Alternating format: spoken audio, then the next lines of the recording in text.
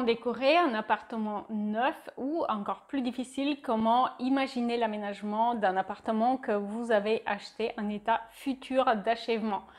J'ai en effet nombreuses personnes qui me contactent suite à l'achat d'un appartement en état futur d'achèvement parce que les plans de vente que vous recevez n'aident pas du tout à se projeter à l'intérieur. Voilà pourquoi je vous propose de voir dans cette vidéo 7 astuces pratiques permettant de se projeter, de décorer un appartement neuf. Notez que les images que vous allez voir dans cette présentation sont toutes extraites de projets qui sont inclus dans l'espace membre. C'est une bibliothèque de projets déco. Chaque étude est présentée avec un livret PDF comportant des plans, des vues d'intérieur, des vues en 3D et vous accédez également à la liste shopping permettant de recréer l'ambiance d'un projet qui vous plaît. Donc le lien sera en description. Alors clairement, décorer un appartement neuf, c'est plus difficile que ce que cela paraît parce que lorsque vous recevez votre plan de vente qui vous a permis d'acheter votre appartement, celui-ci, il est en noir et blanc. Dessus, il y a de simples rectangles qui identifient à peu près les emplacements des différents éléments de la cuisine. Et c'est tout, donc c'est très difficile de se projeter. Par contre, à travers les nombreux cas que j'ai eus de personnes qui m'ont demandé de les aider pour aménager des appartements neufs, je peux vous dire que j'ai identifié des similarités et du coup, j'ai identifié pour vous 7 astuces qui vont vous aider à vous projeter. Donc ici, c'est notre premier exemple. Il s'agit d'un appartement neuf de la région parisienne. Et donc, il illustre bien, je trouve, une contrainte que la majorité des appartements neufs ont. Et c'est une contrainte qui n'est pas la faute des architectes. En fait, c'est une contrainte qui est liée à la réglementation. Euh, et puis, évidemment, dans les grandes villes aussi, au prix au mètre carré. Donc, on a souvent une surface limitée qui impose une petite pièce de vie avec cuisine ouverte, mais en revanche, une assez grande entrée et une assez grande salle de bain, puisque on a des contraintes liées aux normes permettant l'utilisation par une personne en fauteuil. Donc, là, par exemple, vous avez un exemple d'une pièce de vie qui faisait moins de 30 mètres carrés alors que c'est un appartement familial avec 2 chambres. Donc, c'est une pièce de vie qui sera utilisée par toute la famille et en plus, c'était une famille qui aimait recevoir. Donc, la contrainte, c'était de la décorer de manière chaleureuse, mais aussi de proposer un aménagement qui permet de recevoir. Euh, une autre étape qui permet de réussir la déco de son appartement neuf, c'est définir des objectifs clairs. Et pour ce qui concerne un appartement neuf qui est très standardisé, on a souvent les mêmes baies vitrées, on a souvent à peu près les mêmes formes et organisations des pièces. Du coup, ce que vous allez vouloir faire, c'est apporter un peu de caractère. Évidemment, optimiser l'espace, puisque comme on l'a dit, dans les contraintes, souvent les surfaces sont un peu limitées. Et puis, adapter la déco à vos goûts. Et pour cela, rien de plus simple que de lister vos préférences et de collectionner des images qui vous plaisent et de les analyser pour voir ce qui vous plaît.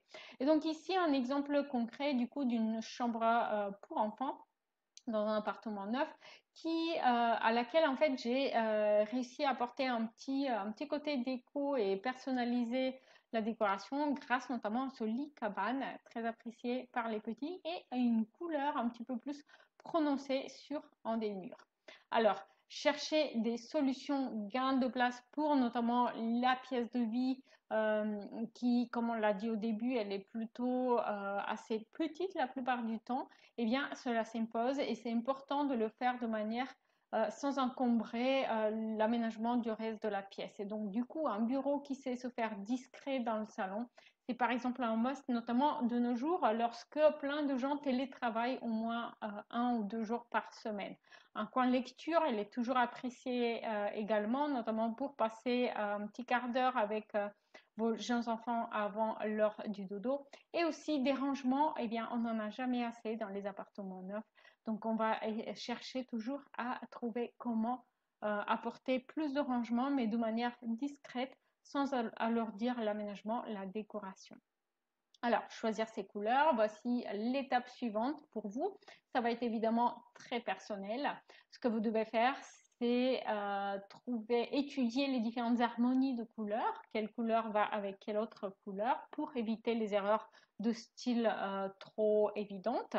Et puis après, essayer de faire un dosage efficace entre les accents colorés qui apportent du caractère, mais qui doivent être contrôlé sur une surface relativement petite pour ne pas surcharger l'aménagement, et le reste qui peut être plutôt neutre, comme c'est le cas ici sur cet appartement, du coup avec des blancs et beiges pour la plupart de la décoration et quelques accents en bois naturel et rose. N'hésitez pas aussi à étudier votre style vestimentaire parce que vous avez mis plus de temps à travailler vos goûts là-dessus qu'en matière de décoration et de mobilier. Et pourtant, vous allez voir qu'en fait, au final, vous avez un peu des préférences similaires. Est-ce que vous êtes plutôt classique ou plutôt original, par exemple?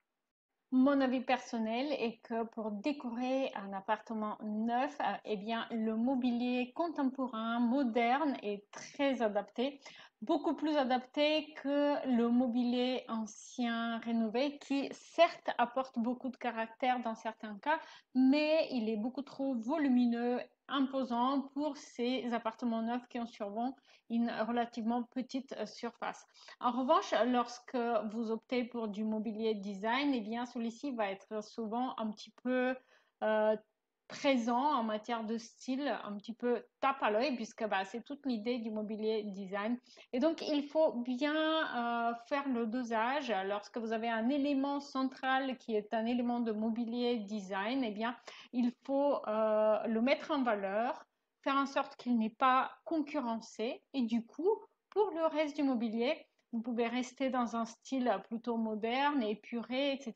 Mais justement un petit peu plus minimaliste, avec moins de couleurs, moins de formes, moins de matière, pour vraiment mettre en avant l'élément central décoratif qui est la pièce de mobilier design que vous avez choisi. Et d'ailleurs, ça a aussi un avantage financier puisque le mobilier design va avoir évidemment son coût également.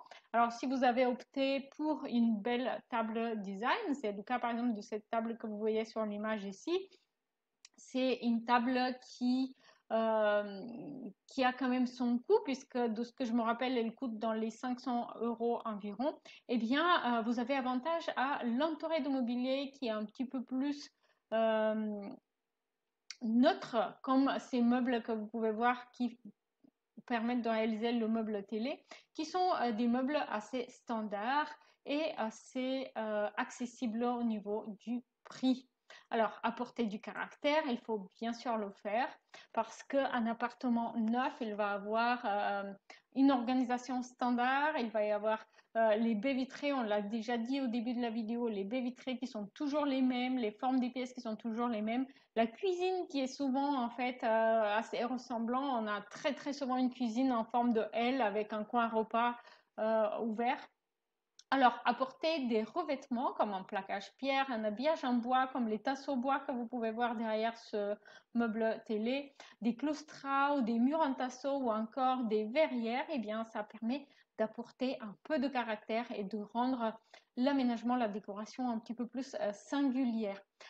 Aussi définir des zones parce que bah, justement on a très souvent cette pièce de vie qui est ouverte et qui regroupe toutes les fonctions, donc salon, salle à manger, cuisine, parfois même bureau. Eh bien, définir des zones, ça va permettre d'apporter un peu plus d'intimité et ça va permettre de créer un peu plus d'indépendance pour chaque fonction. Ici, vous avez un exemple d'une claustra bois qui habille du coup le dernier élément de la cuisine, mais qui se retourne aussi au plafond pour marquer l'entrée dans une pièce de vie où on entre directement dans la pièce de vie justement. Vous pouvez faire cela avec un changement de couleur. Parfois, un simple changement de couleur de peinture va suffire. Vous pouvez marquer la différence avec un sol différent ou avec des habillages. N'oubliez pas de me dire lequel de ces exemples, lequel de ces astuces a été le plus utile pour vous. Et n'hésitez pas aussi à voir cette vidéo qui montre une étude justement pour une pièce de vie, salon, salle à manger et cuisine ouverte pour un appartement en état futur d'achèvement.